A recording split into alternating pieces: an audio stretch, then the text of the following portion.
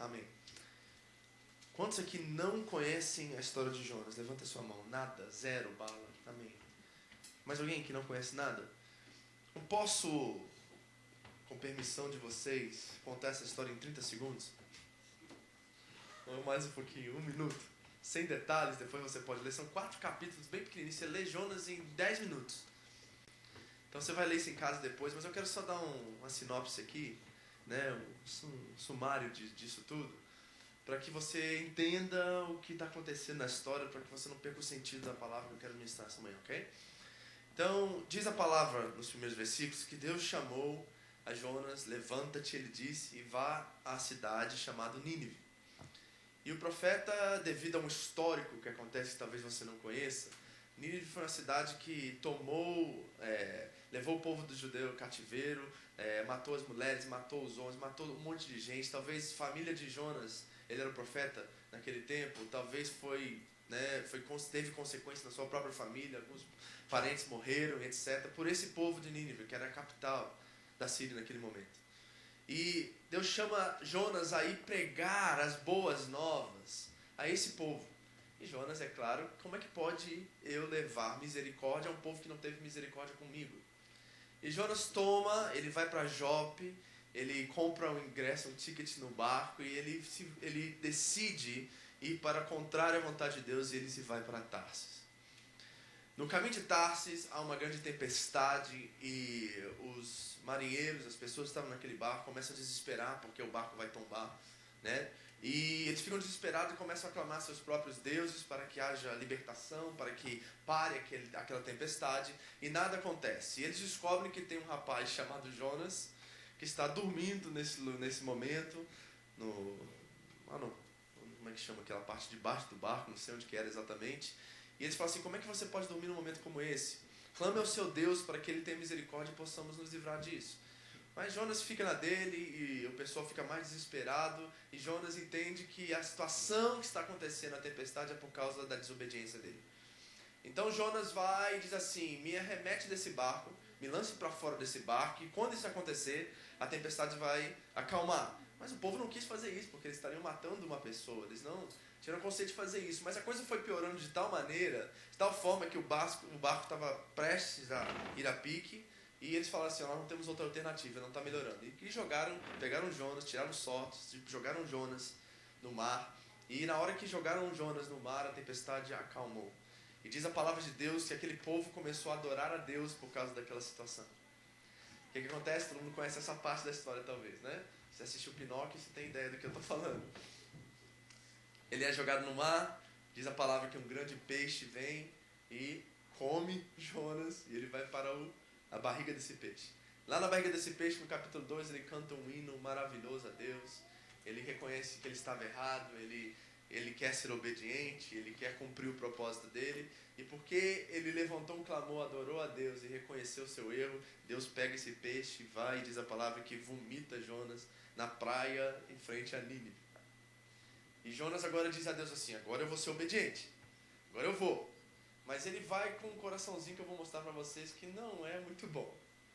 Mas ele chega a Nínive, ele prega o evangelho, ele fala das boas novas, de misericórdia, porque Deus vai consumir aquela terra, vai consumir aquele povo. O povo se arrepende, o rei se arrepende, manda o povo entrar em jejum, coloca saco sobre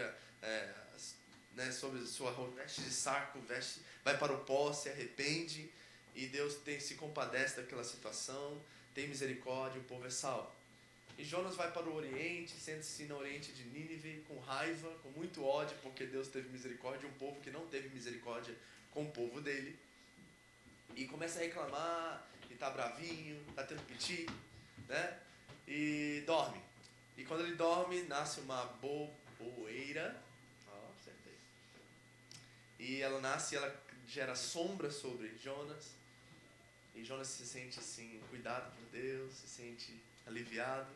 Vai dormir, só que vem uma minhoquinha, né? Uma praga, uma lagarta, né? E vem e come aquela boboeira, e Jonas começa a reclamar de novo, porque a sombra se foi, o sol está queimando a cabeça dele, e Deus fala assim, eu tive misericórdia com 120 mil pessoas, e você não teve, e agora você quer que eu tenha misericórdia com você, por causa de um sol que fere a sua cabeça. Não deveria eu ter mais misericórdia com o povo que não sabe discernir entre a sua mão esquerda e a direita do que ter com você. A história se resume nisso, você pode incluir os detalhes após isso, mas eu queria dar só um pouquinho dessa história, para você saber exatamente de quem nós estamos falando. E como isso traz um paralelo para a nossa vida. Como que eu posso me identificar com essa história que está lá no Velho Testamento? Muitos teólogos acham que é uma história parábola, vamos dizer assim, né? Que é um conto que não aconteceu verdadeiramente. Outros acreditam que aconteceu. Eu acredito que aconteceu verdadeiramente, porque Jesus chega a citar isso. Jesus diz assim para uma cidade a qual não acreditava nele, que o único sinal que ele ia dar para aquela cidade era o sinal do profeta Jonas. Então Jesus confirma, de certa fato, que essa história foi verídica, aconteceu de verdade, certo? Então essa história fala muito comigo e fala de alguns momentos de decisões da nossa vida que podem nos ajudar no momento que nós estamos vivendo. Jonas foi um cara que teve que decidir muitas coisas e muitas vezes decidiu errado. E talvez nós estamos situados exatamente nesse momento no porto de Jope. Eu quero ler para vocês aqui só o primeiro capítulo, os primeiros versículos, do 1 ao 3. Vamos ler do 1 ao 3. Jonas capítulo 1, versículo 1 ao 3. Eu vou entrar diretamente aqui no que eu quero ministrar para vocês e eu espero que o Espírito Santo venha filtrar individualmente para cada um aquilo que ele quer falar. Amém? Vamos ler juntos? Acompanhe comigo aí. Veio a palavra do Senhor a Jonas, filho de Amitai, dizendo: levanta-te, vai à grande cidade de Nínive e clama contra ela, porque a sua malícia subiu até mim. Mas Jonas levantou-se a fim de fugir de diante da face do Senhor para Tarsis. Desceu a Jope, onde achou um navio que ia para Tarsis. Pagou sua passagem e embarcou nele, a fim de ir com eles para Tarsis, para longe da presença do Senhor. Amém? Bom, deixa eu dar para vocês um pouquinho de fundo histórico dessas duas cidades. Quem era Nínive? Nínive era uma cidade sinônimo de velho. Era uma cidade antiga, ruínas. Pensa na sua mente, eu sei que já vem imaginação assim, uma cidade bem velha, com bastante coisas antigas, com coisas, muito fundo histórico. Pensa naquelas colunas, sabe, lá da Grécia, as ruínas, aquelas pedras. Era uma cidade assim, antiga, uma cidade velha. Outra coisa, era desinteressante, não era muito interessante aos olhos, sabe? Não era muito interessante. Ela não tinha prazer, não tinha piscina, nem cassino, nem hotel. Tá? Era aquele lugar bem ruizinho, velhinho, antigo. Ok? Outra coisa, tinha história triste nessa cidade. Havia muita idolatria. Né? Era uma cidade que cometeu vários massacres. O seu povo era sanguinário. Povo assim, gosta de matar, sabe? Povo ruim. Entende? Essa era a cidade de Nínive. Havia muita deslealdade, injustiça, desigualdade na cidade. Okay? Não era uma cidade que todo mundo... Havia classes sociais muito diferentes umas das outras, um afastamento de classe social muito grande, muita gente pobre, muita gente muito rica. Pensa em desigualdade social, pensa em tristeza, pensa em gente pecadora. Gente ruim, gente. Pensa em assim, um povo ruim. Você está entendendo? Essa era Nínive. Okay? Esse era o povo. E não só esse tipo de povo, mas um povo que era inimigo do povo de Israel. Então, pensa agora como o profeta Jonas, profeta de Deus, tem que ir profetizar e trazer misericórdia para um povo que aniquilou sua cidade, seu povo. Que talvez nas gerações de Jonas havia muitas pessoas morreram às mãos dos ninivitas. Então imagina. É como se, vamos dizer assim para o nosso paralelo, é como, em nome de Jesus, não estou trocando praga em ninguém aqui não, mas vamos dizer que alguém chegou na sua casa, assassinou sua família toda, aí Deus fala para você, agora vai na casa dele e libera perdão. Vai lá e fala assim, não vou nem na polícia, tá tudo certo entre nós. Esse aqui é o paralelo que Jonas está fazendo aqui, gente. Esse povo aniquilou, era um povo ruim, ele só não aniquilava não, tá? Vamos levar para o nosso lado, chega lá, dá 1, 2, 3, tira, acabou não. Estuprava as mulheres, as crianças, matava, cortava pedaço, era nesse nível o negócio, sabe que negócio? Pensa aí numa coisa macabre, sabe, assim, que você vê em filme de terror, bárbara, né? Era nesse nível o negócio. Agora imagina Jonas, gente. A primeira coisa, quando ele só ouviu a palavra Nínive, dentro do coração dele é um tiro. Assim, morreu. Ele falou assim, quê? Eu penso assim que não está aqui na palavra, mas eu fico pensando que às vezes a gente ouve umas coisas de Deus, que a gente fala assim, não foi Deus que falou. Deus mandou eu ir lá perdoar fulana, depois que ela fez comigo. Não, vou orar, vou jejuar, pagar um preço, que isso não é a voz de Deus. Imagina isso. Eu acho que Jonas teve uma crise de identidade ali naquele momento, de se ele é profeta ou não de Deus. Porque como é que pode Deus ter misericórdia de um povo que aniquilou o próprio povo dele, que ele levantou, para ser uma grande nação, a qual a bênção de Abraão estava sobre? Então é muito difícil o que está acontecendo aqui com Jonas. Não é simplesmente assim, não quero obedecer a Deus. Tem uma história por detrás disso. Tem mágoa, tem dor, tem raiva, tem ódio. Você está me entendendo? Não é fácil. Né? Deixa eu ser um pouquinho mais prático para você. Sabe quando teu marido pisa na bola? Esposa, que vou levar para as mulheres que são mais sentimentais. E você sabe que você tem que perdoar ele, só que você quer que ele sinta um pouquinho. Sabe? Você quer que ele sofra pelo aquilo que ele fez. Então você não está disposto a perdoar logo. Aí você vai dar aquele perdão. Tá, te perdão. Mas você age indiferente com ele? Ou você... Ele vem te dar um beijinho e você dá aquele beijinho seco? Sabe? Você quer que ele pague um pouquinho pelo que ele fez? Entendeu? Deve ter um sentimento em Jonas e fala assim, não, esse povo tem que pagar pelo que eles fez. Um ato de justiça própria. Um grito por justiça. E o que Deus estava plantando era misericórdia, não era justiça. Na verdade, se a gente olhar humanamente, Deus tinha que acabar com aquele povo.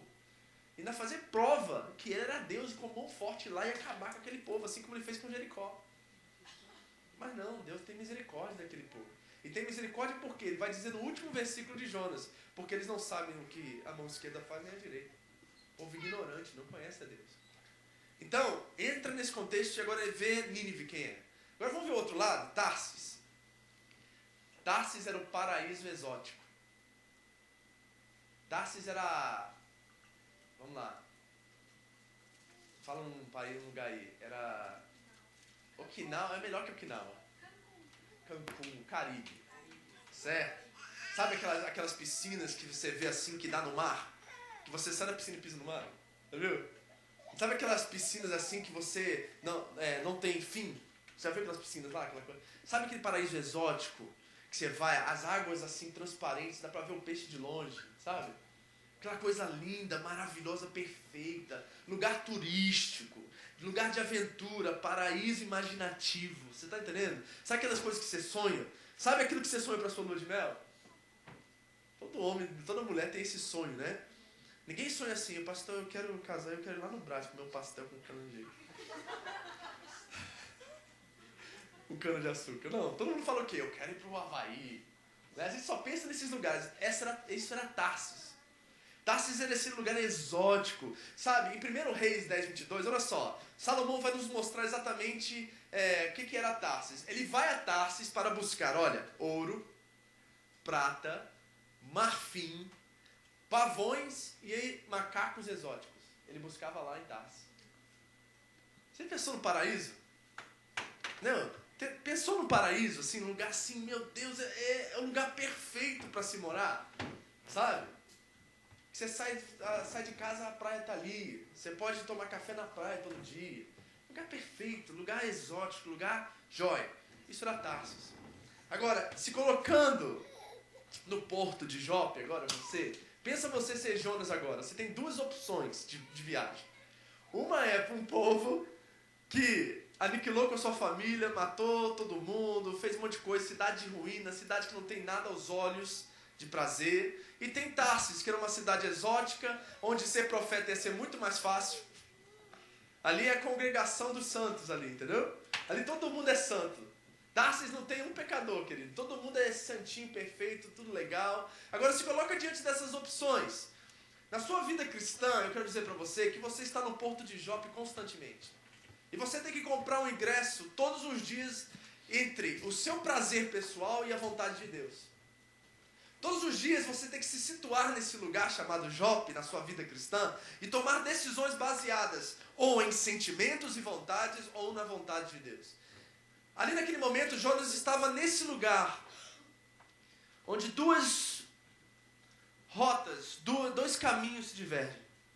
A qual ele poderia optar por algo fácil, algo realizador, algo que traz sucesso. Se ele fosse para Tarsis, Jonas ia ser, carreata, meu amigo.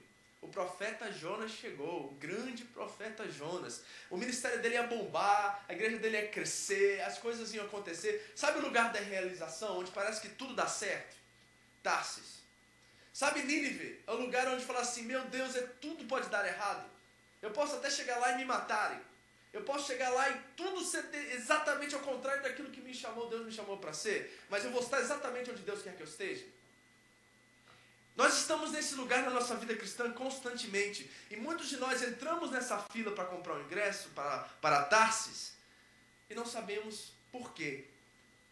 E a minha função pastoral para vocês é tentar persuadir você a entender que Tarsis, aos olhos humanos, ele é mais fácil, mas também é muito mais imaginário. Tarsis é fácil, mas Nínive é difícil, mas é verdadeiro. Nínive é difícil. E é como se você estivesse nessa fila em Jope agora, cada um de vocês aqui, eu como pastor de vocês, eu estou do lado de fora dessa fila, pensa numa fila assim, onde tem uma linha que separa, eu estou do lado de cá e falo assim, onde você vai, meu filho? Ah, pastor, Nínive não, né, pastor? Poxa, difícil, vou ter dificuldade, vou passar alguns problemas, meu casamento talvez vai ter alguns altos e baixos, pastor. Sabe, Tarsis é mais fácil, Tarsis libero minha esposa para ir para a praia todo dia, ela chega em casa descansada. Pastor, Tarsis é fácil, Tarsis não tem problema conjugal, porque, cara, a gente está bem, a gente não precisa trabalhar muito, a gente precisa fazer muita coisa, a gente vive a vida no descanso. Eu falei assim, mas querido, Tarsis é imaginário, você sabe que Tarsis vai acabar? Vai chegar um momento que talvez todas as suas necessidades terrenas vão ser supridas, mas vai faltar, porque ali é fim. Nínive, por sua parte, vai ser muito difícil. Vai ter momentos que vão parecer como um paraíso em Nínive. Vai ter momentos de estabilidade. Vai ter momentos que você vai ter chão, que você vai falar assim, meu Deus, bom demais. Vai ter momentos em qual você vai sentir assim, poxa, eu olho e parece, é Nínive, mas tem gostinho de Tarsis. Porque com Cristo, nossa vida se torna abundante em Nínive.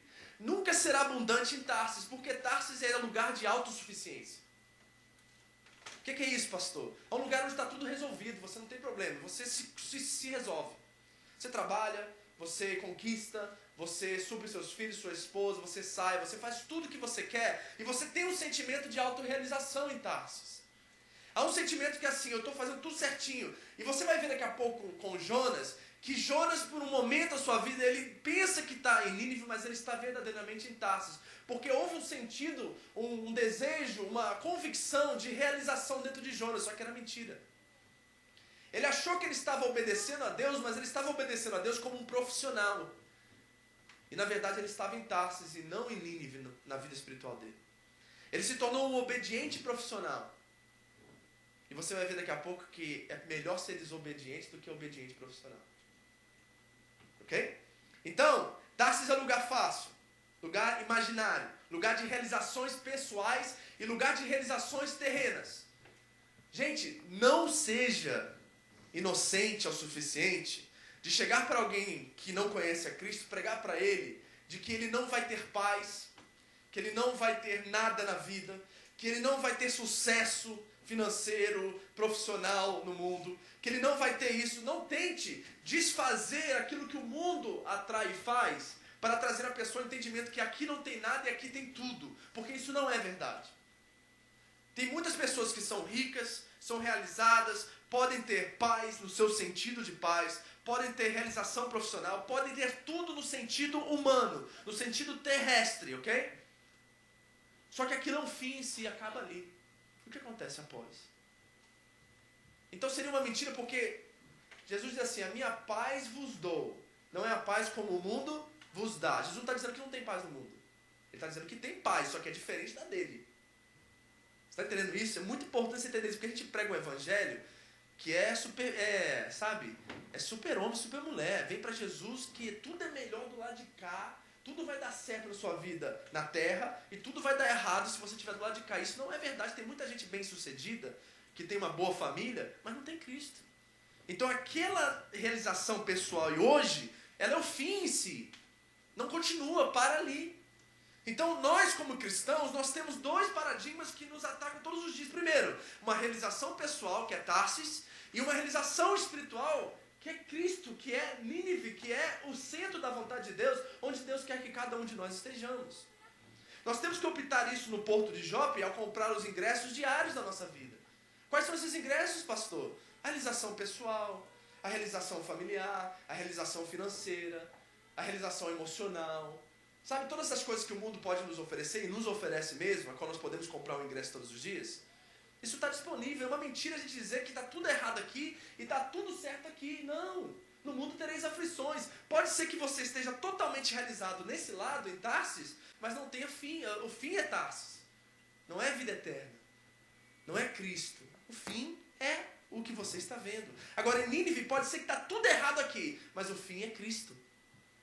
O fim é uma realização, é vida eterna. O fim é melhor do que o começo. Nós estamos nesse lugar, diante das nossas escolhas de relacionamento, diante do nosso casamento, diante do nosso namoro, diante de todas essas áreas. Nós estamos prestes a comprar um ingresso. E eu, como pastor, tenho uma função de dizer para você, olha, Tarsis está parecendo uma maravilha. Pastor, você viu o brochure? Como é que chama isso? Catálogo? Chama em português, aquele negócio que tem, que abre 3 vezes. É um catálogozinho, né? Lá chama, nos Estados Unidos chama panfleto. Aí. Pastor, você não viu o panfleto? Está me oferecendo aqui casa própria, está me oferecendo aqui dinheiro, está me oferecendo aqui casa na praia, está me oferecendo um monte de prazer, pastor. Como é que isso não pode ser de Deus? A gente usa até Deus no negócio.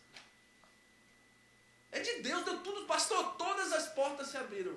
Quando está na Bíblia diz que todas as portas se abriram, quer dizer que Deus está 100% nisso. Você viu o profeta com porta aberta que se deu mal?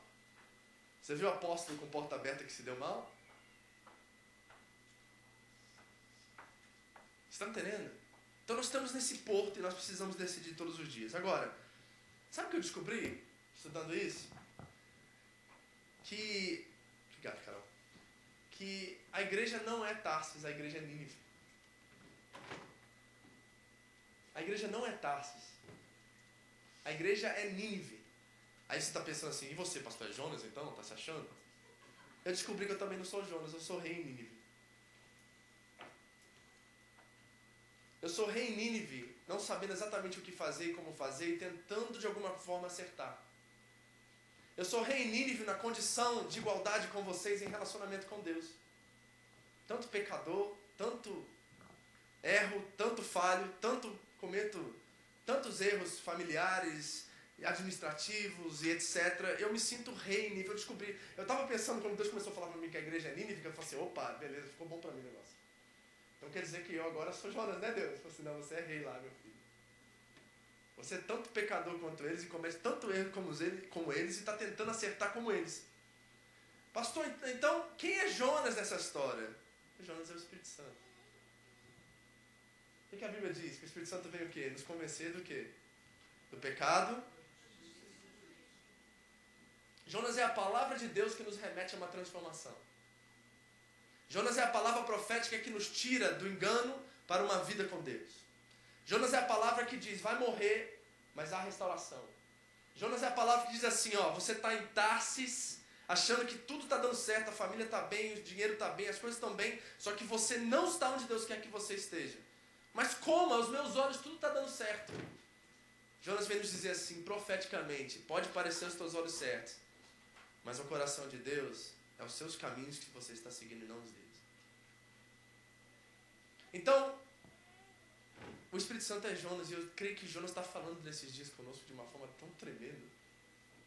Ele está nos convencendo de tanta coisa, sabe? Uma coisa que eu descobri nessa minha caminhada por Jonas é que as pessoas que se sentem mais desgraçadas, no sentido da palavra de que não merecem o que elas estão recebendo, pessoas que são gratas a tal ponto de olhar para o que são e o que têm, e o que Deus deu, ao ponto de falar assim, meu Deus, tu és tão bom que eu não consigo entender como é que o Senhor me ama assim. Pai, como é que eu posso ter essa família que eu tenho? Como é que eu posso ter essa casa que eu tenho? Como é que eu posso ter essa igreja que eu tenho? Como é que eu posso ter todos esses bens, sabe? Coisas até espirituais, alegria, paz. Pai, eu não mereço. Eu encontro essas pessoas que se sentem desmerecedoras a cada dia mais, as mais felizes e mais realizadas. São pessoas que entenderam sua condição de não conseguir agradar a Deus por conta própria. Não há um senso de justiça própria dentro delas. Elas não acertam algo e falam assim, tá vendo? Acertei. Elas falam assim, meu Deus, como é que eu consegui fazer isso? Há no coração delas uma singeleza tão profunda, uma simplicidade, sabe? Você já conheceu gente do interior que não escreve, não lê, não fala nada, e elas são tão humildes, quando chega até você, tá quase prestes como a rainha da Inglaterra baixar, sabe? Aquele sentimento de que eu estou na presença de alguém maior do que eu a todo tempo. Você já encontrou com gente que se sente incomodada com você? Parece que ela encontrou com alguém que é superior a ela. Então ela rebaixa, ela pensa, ela não fala precipitadamente. Ela sempre tem uma condição de ser menor. Encontra essas pessoas mais felizes e realizadas, porque para elas qualquer coisa que vier é lucro. Qualquer coisa que acrescentar na vida delas é um senso de gratidão a Deus tão grande que é a realização delas, não é a coisa em si. Essas pessoas estão em Nínive, mas elas têm senso de Tarsis no coração. Elas têm gosto de Tarsis no coração. Elas estão em Nínive, mas Tarsis aparece no coração delas a cada momento, não como um sentido de posse, mas como um sentido de gratidão. Agora, no ponto da decisão, nós temos que comprar um ingresso correto. Eu quero dizer para vocês, primeira coisa aqui, é que a viagem não é o problema é onde estamos indo. Onde você está indo? Sabe por quê? Jonas obedeceu em parte. Lê lá no versículo 2 de novo. Olha aí. O que Deus diz a ele? Olha, levanta-te e vai à grande cidade de Nínive e clama contra ela, porque a sua malícia subiu até mim. Mas Jonas levantou-se. Espera aí.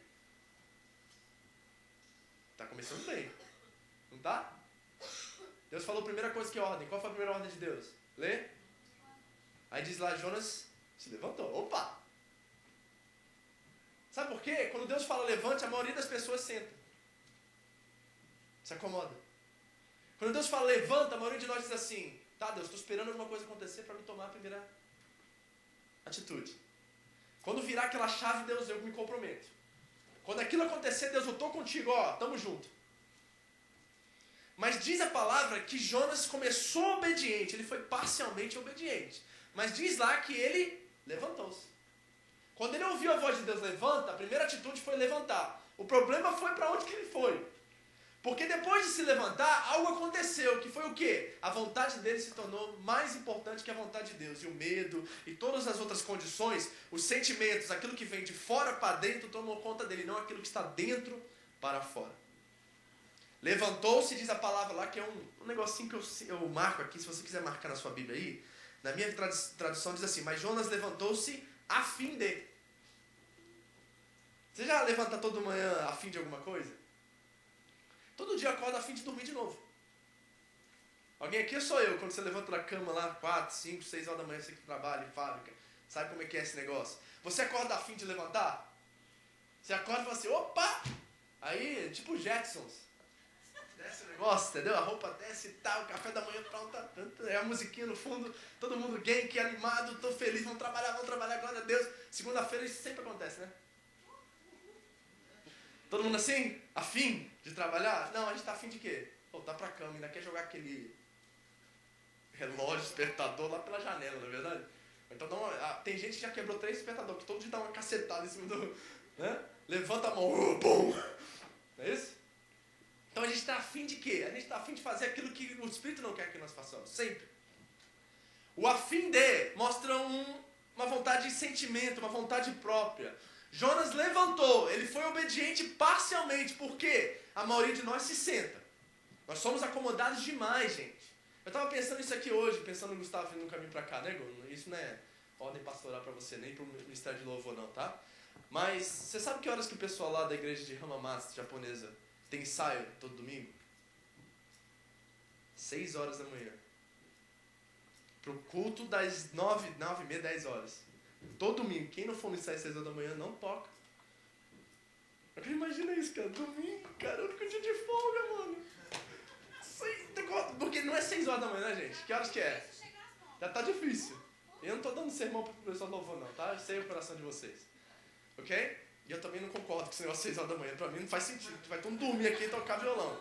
Eu não entendo isso, mas tudo bem. Isso é coisa deles e Deus está abençoando eles com isso. A gente tem outra forma de trabalhar. Mas, pensa nisso um pouquinho. Estamos usando isso como exemplo, mas a gente não está afim de nada, gente. Se a gente for pensar, a gente não está afim de nada. Se a gente levantar a fim de, a gente não vai fazer nada. Porque a fim de a gente não faz. Então Jonas se levantou assim a fim de. Agora, entende qual é o princípio que eu estou querendo mostrar para você? Ele foi parcialmente obediente. Nós, muitas das vezes na nossa vida, nós somos parcialmente obedientes. Por quê? Nós fazemos até aquilo que é o nosso limite, que vai nos trazer benefício ou consequência. Então, quando está dando benefício, a gente vai. Quando chegou e passou a linha onde vai dar consequência, e não vai trazer mais lucro, mais perda, nós temos uma tendência a nos limitar aos nossos sentimentos e começar a ficar afim de não fazer mais. Assim era o profeta Jonas. Então, ele foi parcialmente obediente. E uma pessoa que é parcialmente obediente, ela é o quê? Desobediente. Então nós estamos lidando com dois Jonas aqui, ok? Eu vou te contar aqui pra gente correr aqui. O primeiro Jonas é o desobediente, porque ele levanta, mas vai para outro lugar. Corre. Foge da presença de Deus. E a coisa interessante no versículo 3 é que menciona isso 2 vezes. Não é por acaso não, tá? E Jonas tomou o barco, foi para Tarsis, longe da presença de Deus. E para que fique longe da presença de Deus. O alvo era ficar longe da presença de Deus. Só que Jonas, como profeta, era meio ignorante, porque ele esqueceu que Deus não está em um lugar. Acho que ele deu uma piradinha na cabeça ali, que ele achava que Deus não estava em Tarsis. Achou que Deus não estava no barco. Achou que Deus não estava ali com ele. Eu não sei o que aconteceu ali. Ele ficou tão emocionalmente baleado com a situação de que ter que ter misericórdia com o povo que aniquilou o povo dele, que eu acho que a mente dele ali pirou alguns momentos ali e não entendeu que Deus está em todos os lugares, como o salmista disse. Não conseguiu entender no Salmo 39 o que estava dizendo lá. Está entendendo? Então Jonas, ele foi desobediente primeiro e depois obediente. Só que o Jonas obediente é pior do que o Jonas desobediente. Ou o Jonas obediente profissionalmente é pior do que o Jonas desobediente. Sabe por quê? O Jonas obediente, ele sai do peixe, ele caminha sobre a praia, entra na cidade, mas entra cheio de raiva. Ele entra com outra motivação no seu coração. Ele está fazendo a vontade de Deus, mas com o coração não querendo fazer. Ele está fazendo a vontade de Deus, mas no coração dele é uma raiva, há uma mágoa, há um sentimento de, poxa, como é que Deus pode fazer um negócio desse? Como é que Deus tem misericórdia com esse povo? Gente, leva para o nosso lado. Por que Deus deixou isso acontecer? Por que a minha vida está desse jeito? Você está reclamando com quem? Com você mesmo? O Jonas obediente profissionalmente, ele é pior. Sabe por quê? O Jonas desobediente sofre aborto da sua missão. Não é isso? Vai para Tarsis, Deus vai lá, joga ele do barco. Sinal do céu, isso aí. É confirmação. O Jonas, ele sai do barco, certo? E Deus tira ele do barco, aborta ele da missão do barco. Estava indo para Tarsis, Deus vai lá e aborta a missão. Joga na água. Aí fala assim, vou morrer, melhor morrer do que salvar aquele povo. Deus vai lá, aborta a missão dele morrer de novo. Engole ele com peixe. Aí fala assim, agora entendi. Vamos trocar o Jonas e coloca nosso nome nisso aí. O Vitor desobediente, ele tem chance ainda. O Vitor desobediente tem peixe. O Vitor desobediente, ele tem uma chance ainda de ressuscitar o coração e mudar a motivação. O Vitor desobediente, ele tem ainda em Deus uma misericórdia. Agora, no outro caso, o Vitor ou Jonas desobediente ou obediente profissionalmente, ele é infiel ao Espírito de Deus. Deus clama misericórdia, ele clama raiva. Gente, essa é uma cena que eu quero perguntar a Deus quando chegar no céu. Como é que foi a pregação de Jonas lá em Nínive? Porque Deus não precisava de Jonas para pregar. Ele só precisava da boca dele. Então eu acredito que Jonas deu aquela pregação bem fuleira. Sabe? Sabe aquela pregação rasa, superficial, que não gera nenhuma emoção, que fala assim, olha, vai cair fogo, vocês vão tudo morrer. Tem misericórdia, tá? Valeu, tchau. Aí o que ele fala? Obedeci.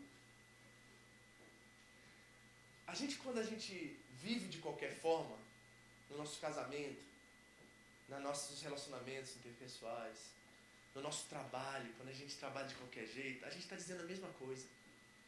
Porque a Bíblia vai nos ensinar que o nosso patrão não é mais o nosso patrão terrestre. que o nosso marido não é mais nosso marido, que nós somos casados agora com Deus e com a igreja. Todos os nossos relacionamentos interpessoais e nossos relacionamentos diários, eles estão agora interligados com o nosso relacionamento com Deus. Tudo que fazemos, fazemos para glória de Deus.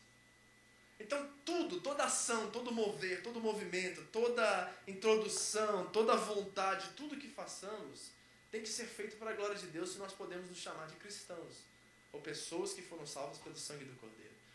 Então, quando nós somos obedientes profissionalmente, nós vivemos uma vida superficial, a qual não importa o que eu estou fazendo. Só importa aquilo que tem, talvez, um pouquinho de relevância com o reino. Ou um pouquinho de aparência de bom. Ou um pouquinho de que Deus está vendo isso aqui, eu trabalho na igreja, venho aqui na igreja, limpo a igreja, isso é bom, isso é agradável, isso eu faço com uma vontade. Mas a minha casa eu não limpo da mesma forma. Está entendendo a obediência profissional? A obediência profissional nos tornar relevantes aos olhos dos homens, mas não aos olhos de Deus. A obediência profissional dá mais de si quando os outros estão vendo do que quando os outros não estão vendo. É um relacionamento com Deus na igreja, de choro, de pranto, de entrega, de derramar no altar, mas em casa é superficial, é uma oração antes de dormir. A obediência profissional nos remete a essa condição de nos tornarmos profissionais cristãos.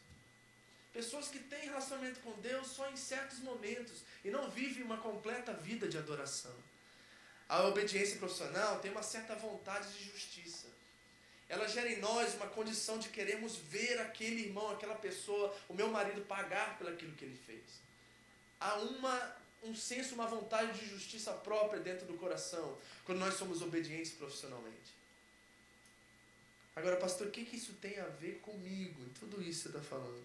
Tá, Jonas foi desobediente, Deus abortou, Deus resgatou, Deus trouxe ele um coração grato de novo. Ele não conseguiu manter aquilo, se tornou raivoso, se tornou uma pessoa que queria justiça própria, queria pagar pelo que o povo fez, mas foi lá, pregou, foi obediente profissionalmente, foi ao chamado dele, concluiu o chamado dele, ficou com raiva, aconteceu um monte de coisa. Mas, e como é que isso pode falar comigo, especificamente enquanto a isso? Eu acredito que nós podemos viver nossa vida sendo formada nas mesmas condições. O ser desobediente, inclui eu e você nisso, nós vivemos uma série de abortos na nossa vida. Tem um insucesso familiar. O desobediente, ele não costuma ter muito sucesso familiar.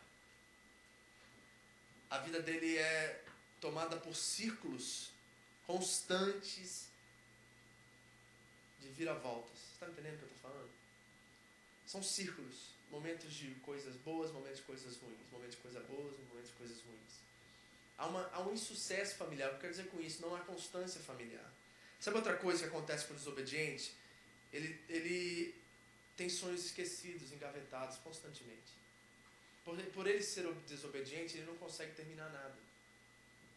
Então ele vai engavetando sonhos após sonhos após sonhos. A gaveta dos sonhos dele é complexa. Ela está cheia de coisa boa, cheia de coisa assim tremenda, só que elas nunca se cumprem, porque ele é desobediente, ele nunca vai além daquele limite entre o benefício e a consequência, se você me entende o que eu estou falando. Tem um limite que chega naquele limite e ele tem que optar, porque vai ter perda. Ele sempre opta pelo benefício e acaba não adquirindo e não concretizando aquele sonho. Ele vive uma gaveta cheia de sonhos engavetados, uma gaveta cheia de sonhos. Sabe outra coisa que os desobedientes têm? Outro aborto na vida do desobediente? São constantes mudanças de rumo e direção. Ele não para em lugar nenhum. O desobediente, ele fica em certo lugar até que tudo esteja bem. Na hora que a coisa começar a ficar um pouquinho difícil, ele já está pensando em outras alternativas e outros atalhos. O desobediente, ele não termina muitas coisas, eu disse isso para você. Porque tudo é difícil, tudo é complicado. Quando tudo se torna mais difícil, é a chave, e ele usa espiritualmente, Deus falou, que está na hora de mudança. Porque não concretiza nada do que faz. Agora, esse é o desobediente. E o obediente profissional? O obediente profissional é pior, porque ele vive uma vida de falsidade. O obediente profissional, ele diz assim, já que Deus não fez o que eu quero, vou ficar aqui mesmo. Ele se acomoda. Ele se acomoda, ele quer ver no Oriente, ele quer... Sabe o que Jonas, na verdade, estava fazendo ali deitado no Oriente? Ele estava esperando o fogo descer. Jonas estava orando a Deus, pedindo, queima esse povo, Deus. Aí passou o dia e ele não aconteceu nada. Ele falou assim, que raiva. Esse povo devia ter morrido. Aí Deus vem falar com ele, coloca aquela borboleira lá. Aí Deus começa a mostrar para ele que as pessoas têm mais valor do que coisas. O obediente profissional, ele tem diferença. Agora, isso aqui é muito importante, é a chave de tudo, que quando eu comecei a ministrar essa palavra, eu falei assim, Deus, se o povo entender isso aqui, para mim está ótimo. Deixa eu te mostrar alguns resultados da desobediência e da obediência profissional. Pastor, eu quero saber onde que eu saio dos dois, tá? Senão eu vou chegar lá, tá? Você está falando assim para mim, talvez, aí no seu coraçãozinho. Eu não posso ser desobediente e eu não posso ser obediente profissional. O que que me resta? Eu vou terminar lá e nós vamos ter um momento de entrega aqui com Deus. E você vai começar a viver uma vida sincera, transparente, cheia de graça. Onde o seu relacionamento com Deus não depende de nada. Depende só do teu amor e do amor dele para contigo. Quando você chegar aí, meu irmão, você não precisa se preocupar em ser obediente nem acertar tudo. Você não precisa se preocupar em se eu estou no centro ou não da vontade de Deus. As coisas começam a acontecer automaticamente. Agora, deixa eu te mostrar resultados da desobediência e da obediência profissional. Primeiro, a ausência da cruz. Nós não queremos carregar nossa cruz. Quando nós nos encontramos com as pessoas desobedientes e obedientes profissionais, a vida dela tem muita pouca cruz na vida. Nós queremos estar aos pés da cruz de Cristo. Só que a cruz de Cristo já foi resolvida. Aquela era dele. Aquela cruz que Cristo carregou era a cruz dele. Deixa eu abrir seu entendimento para isso. Que a gente fala assim, vai para os pés da cruz, não é verdade? Essa expressão evangélica que a gente usa. Tá com problema? Vai para onde? Pés da cruz. Só que aquela cruz lá está resolvida, meu irmão. Jesus já carregou ela, já sofreu nela, já subiu nela, já morreu nela e já acertou nosso pecado. Aí ele vai ensinar aos seus discípulos o seguinte, cada um pega a sua própria... A nossa cruz não está resolvida ainda. Mas quando nós somos desobedientes ou obedientes profissionalmente falando, nós não queremos carregar a cruz. O que é isso, carregar a cruz, pastor? É comprometimento com Deus, com a palavra, com o reino. Carregar a cruz é perder. Quem gosta de perder aqui? Ninguém. Nem no videogame, né, gente? Tem guerra, tem briga, né? A gente não gosta de perder em nada. O ser humano não foi feito para perder. Você entende isso? Quando Deus colocou a eternidade no nosso coração, nós dizemos assim, vencemos a morte, acabou. Até a morte a gente não quer. Quem tem medo de morte aqui? Fala a verdade. Eu tinha muito tempo, gente, até como cristão. Metade da minha vida cristã, eu morri de medo de morrer. Até que houve um virar de Deus na minha vida, o entendimento de que a morte é lucro, mas demorou. Quando eu me converti, em 21 de setembro de 2001, as torres gêmeas caíram lá em Nova York. Você sabe dessa história. Eu lembro que eu sentei depois do meu encontro com Deus na segunda-feira na minha escada, morrendo de medo do Bin Laden mandar outra bomba. Eu estava apavorado, até que Deus mandou aquele anjo lá, que vocês conhecem a história. Mas eu estava apavorado, eu estava preocupado com a minha família, eu estava preocupado com a minha saúde, eu estava preocupado com tudo. Porque para mim o mundo estava acabando naquela hora. Você não entendeu o que aconteceu nos Estados Unidos ali, estava pânico geral. Eu achei que ia entrar em terceira guerra mundial e era o fim, tá chegando. E eu não tinha convicção cristã nenhuma, tá novo convertido. Se eu morrer agora, nem certeza eu tinha exatamente para onde eu ia naquele momento. Eu acreditava em algo, eu não sabia onde, o que era ainda. Mas eu sabia que vida eterna era uma coisa muito longe de mim ainda. Eu morri de medo naquele momento. Estava apavorado. Faltava cruz. Faltava comprometimento. Faltava vida com Deus. Faltava carregar minha cruz e perder. Dos resultados, uma das faltas que existem numa pessoa que é desobediente ou obediente profissionalmente é a falta de cruz, é a ausência da cruz. Quer ver a segunda coisa? Evitação fóbica de sofrimento. Deixa eu explicar o que é isso. Morre de medo de sofrer. Você conhece gente assim que você fala assim, cara, tem uma má notícia pra você, nem me conta. Não quero saber, pô, caiu meu prédio lá, não quero saber, não me conta. Notícia ruim não chega nem na minha porta, não chega nem perto. Então, você me conta coisa boa, se não tiver coisa boa pra contar, aconteceu uma coisa, não quero saber. Gente que evita sofrimento, corre de sofrimento. A esposa liga fora do horário, na semana, no celular, ele nem atende, porque ele tem com medo de acontecer alguma coisa, porque está fora do lugar. Essa ligação dela aqui só pode ter acontecido alguma coisa, porque ela nunca me liga nesse horário. Desliga o telefone e fala assim, Deus me livre, que eu nem sabia se aconteceu, porque lá eu estou aqui na minha, eu quero... É uma evitação fóbica. Fóbica é medo de sofrimento. Esse é um dos resultados da pessoa que é desobediente ou obediente profissionalmente. Morre de medo de sofrer. E o caminho da cruz é ao contrário. Jesus aprendeu tudo que ele aprendeu pelo que sofreu. Jesus diz assim, ó, padecei-vos por exemplo a nós. O sofrimento é parte da vida cristã, porque, gente, não tem como correr disso. Pode ouvir 1000 palavras no YouTube sobre vitória, sobre conquista, sobre bênção, que amanhã vai acontecer alguma coisa que vai fazer você sofrer. Não tem como evitar o sofrimento. As coisas estão desligadas aqui na Terra. Quando Adão pecou, quando o casal pecou, algo desconectou. A Bíblia fala que das consequências daquele pecado é a morte. Naquele momento o homem se desligou do homem, está tentando se voltar a ele há 2000 anos ou mais. Desde Cristo. Então, consequência, sofrimento, dor, é parte do caminhar cristã, é parte da nossa vida. E quando nós somos desobedientes ou obedientes profissionalmente, a gente usa até a Bíblia contra isso. Vem o sofrimento, o que a gente fala? Posso todas as coisas naquele que me fortalece. Mas nós estamos dizendo que eu posso todas as coisas naquele que me fortalece. É uma maneira mística de usar a palavra para reverter o sofrimento e não para viver e suportá-lo. Está entendendo isso? Isso é muito importante você entender. Porque a gente não pode usar versículo bíblico para poder, de uma fórmula mágica, acabar com o sofrimento. Porque lá em 1 Coríntios 10, 13, ele diz assim, que não veio tentação sobre vós que não seja humana. E Deus não vos deixará tentar acima do que podeis resistir. Mas com tudo isso vos dará o escape, para que podeis vencer? Não. Para que podeis suportar. Tem áreas na nossa vida, tem momentos que vocês vão viver na sua fé cristã, que você só vai ter o suficiente para aguentar. Você vai ter o suficiente, sabe aquela pressão que vai vir, aqueles momentos de dor e sofrimento, que a única coisa que Deus vai te dar é resistência para você não cair no chão. Porque você vai estar prestes a estar lá. Você vai estar quase assim tropeçando para cair, mas Deus fala assim, não, cair ele não cai. Ele vai ter um vento, vai soprar, as coisas vão estar meio assim abaladas, vai ter perplexidade, vai saber o que fazer, vai estar meio esquisito, as coisas meio escuras, mas cair, eu não deixo ele cair.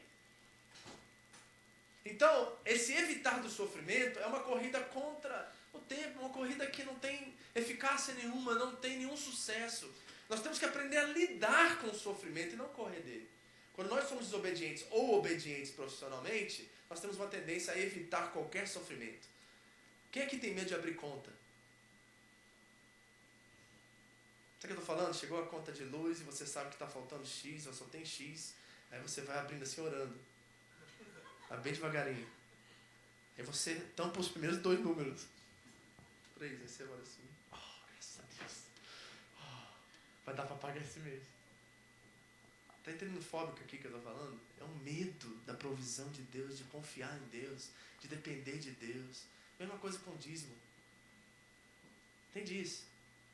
Se você dá o dízimo com medo, você já demonstra essa tendência de evitar e de não confiar na provisão de Deus.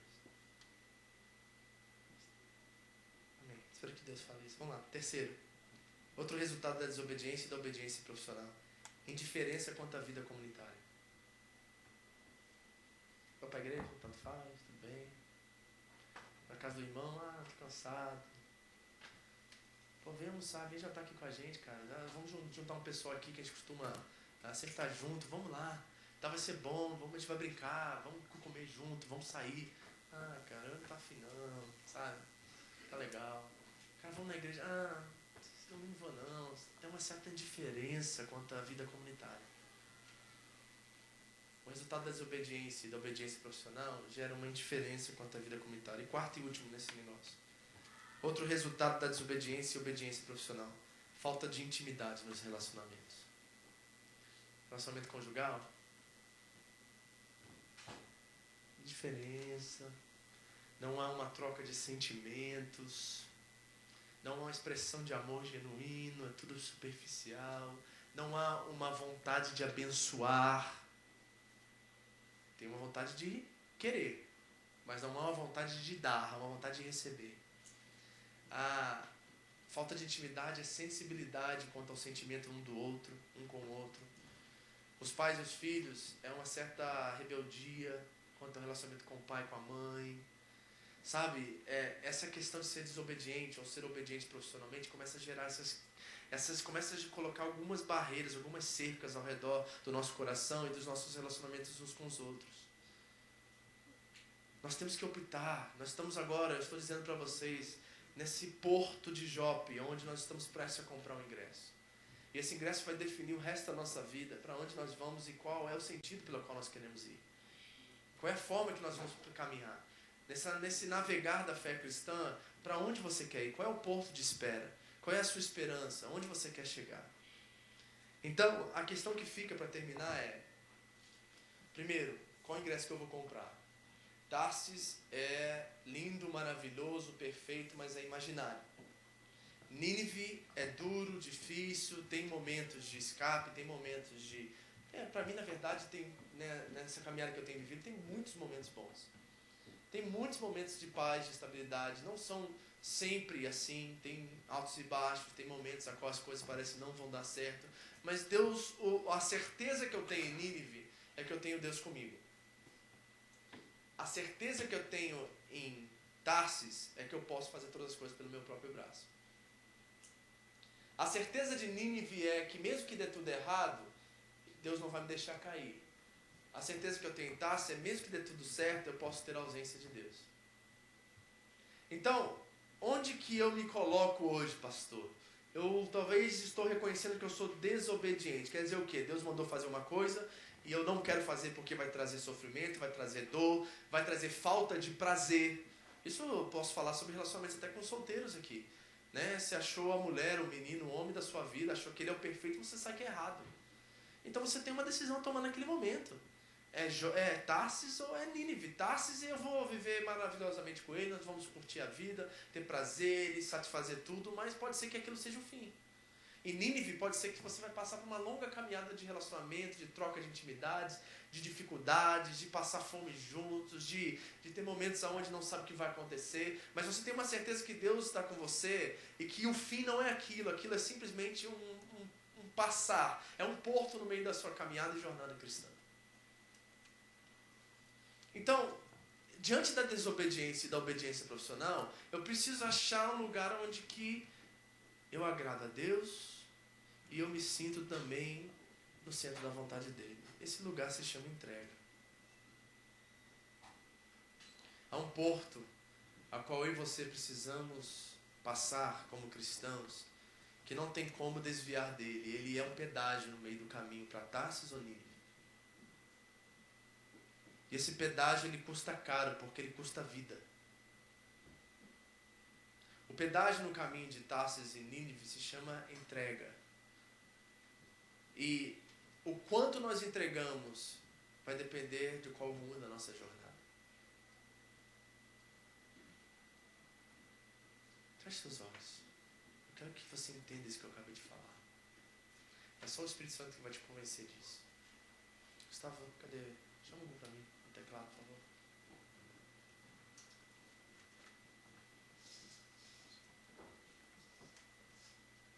Eu quero que você feche seus olhos e comece a imaginar uma viagem. Imagine você agora no porto de Jope.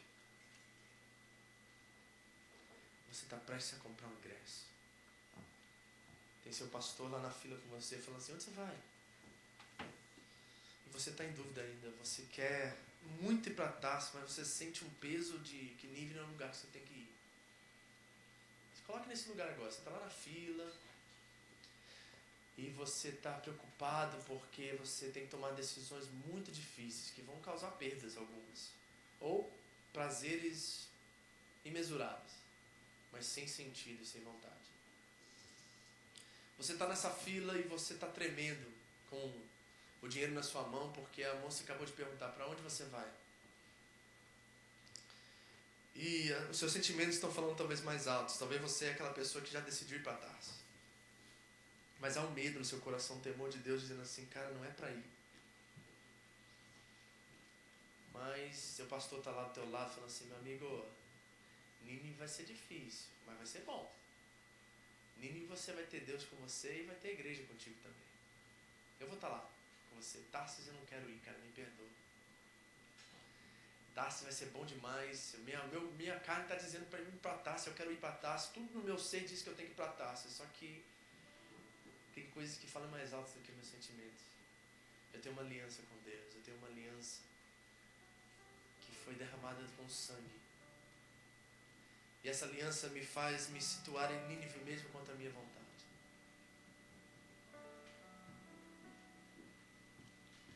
Aí você tremendo lá, você compra o seu ingresso para Tarsis. Eu digo a você, querido, boa viagem, mas saiba que Deus vai estar contigo mesmo assim naquele barco. E você ainda vai passar por um pedágio. Esse pedágio se chama entrega. E quando você passar por esse pedágio, reflita de novo, pense. Porque isso vai definir o rumo. Entre a desobediência e a obediência profissional, eu prefiro viver uma vida de entrega, de paixão. A entrega gera em nós paixão por Deus. Nos tornarmos tão apaixonados que tudo que fazemos todos os dias é nos entregar. O namorado, a namorada, o marido, a esposa, quando está apaixonado, tudo que ele quer fazer e dar, ele quer se entregar. É esse amor.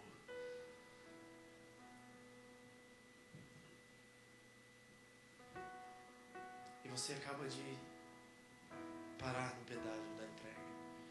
E Deus te pergunta nessa manhã, meu filho, qual é o caminho? Agora não é mais uma mulher sentada numa cabine dizendo para você, quer comprar? Agora é o próprio Deus dizendo para onde você quer ir. Nesse pedágio chamado entrega tem um Deus amoroso, bom. Você olha nos olhos dele e você vê graça, você vê misericórdia. Você vê um amor incondicional, uma presença que abala teu coração. Nesse pedágio você consegue reconhecer que há coisas na vida mais importantes do que o prazer, do que a beleza, do que esse desejo imensurável de querer me satisfazer.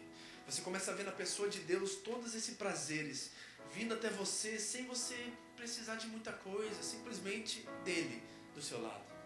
É no porto do pedágio chamado entrega que nós reconhecemos que Deus é o prazer, que Deus é a realização, que Deus é o desejo, que Deus tem todas essas coisas nele e que nós não dependemos de outras coisas, de outros fatores para poder chegar nesse lugar. Tudo está nele.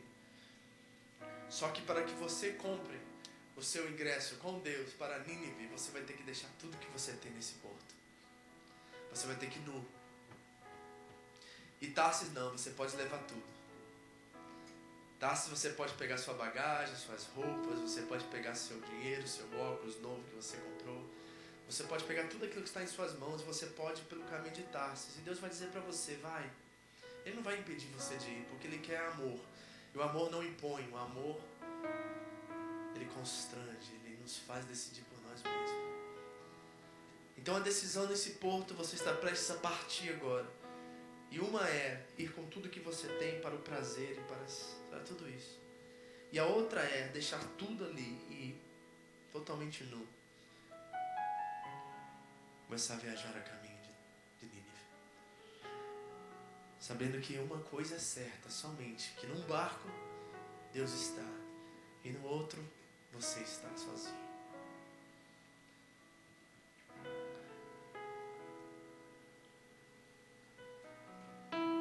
Se colocou? Onde você está? Eu quero te dar uma boa notícia. Talvez a melhor notícia da sua vida. Você que escolheu ir para Tarsis, eu tenho uma boa notícia para você. Porque você que está em Nínive agora, você está já sentindo todo o prazer que Tarsis tinha para te oferecer. Você está lá já. Sabe o que você descobriu quando você pisou os pés em Nínive? Que todo o prazer de Tarsis veio contigo. Sem as coisas, mas o prazer estava lá. Mas você que talvez está no barco para Tarsis agora, você está prestes a parar no porto. Você avista da praia e você vê algo muito estranho. Tem um homem de braços abertos.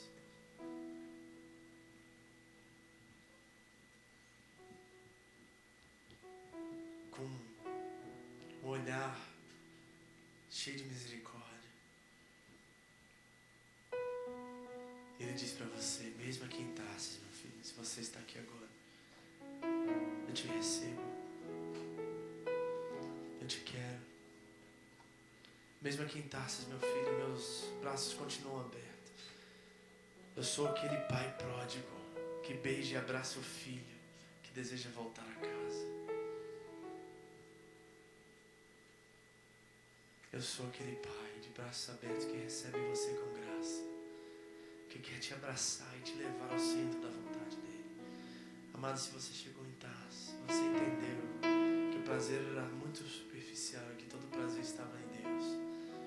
Quero que você fique de pé nesse momento, toda a igreja.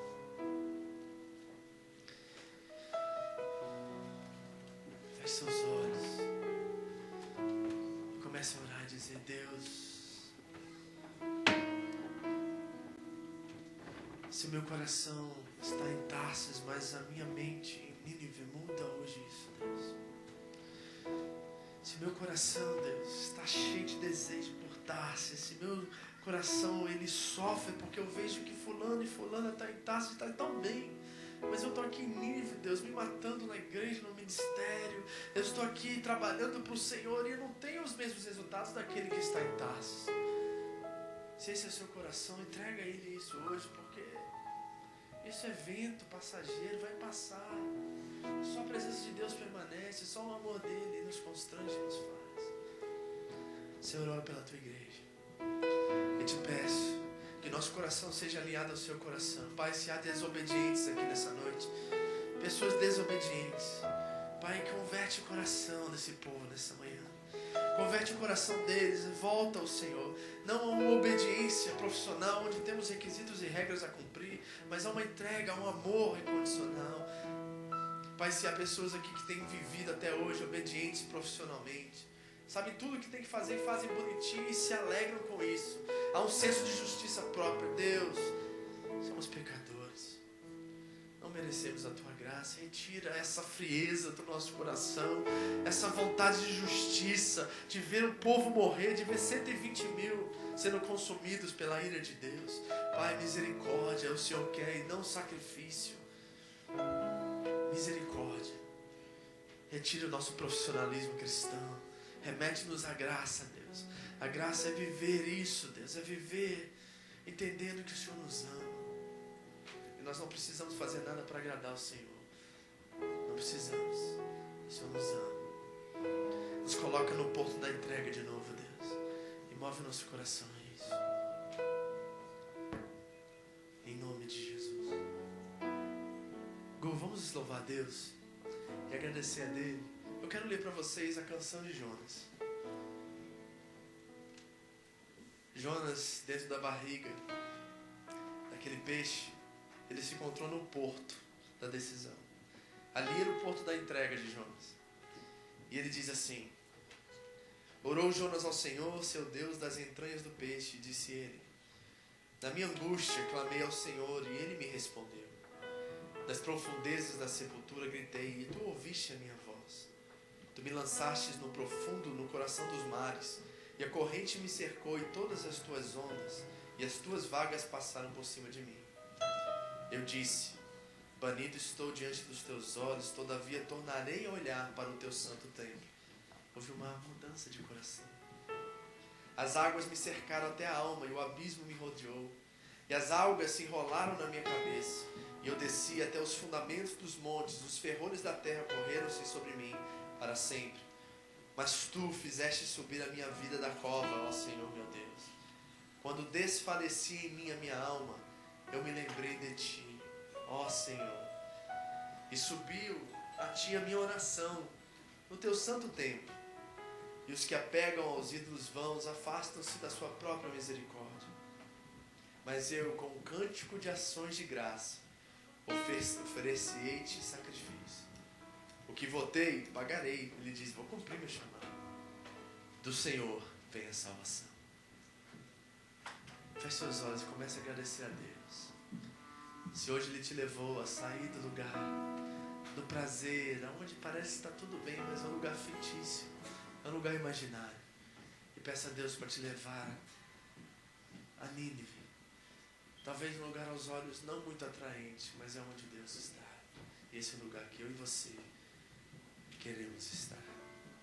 Em nome de Jesus.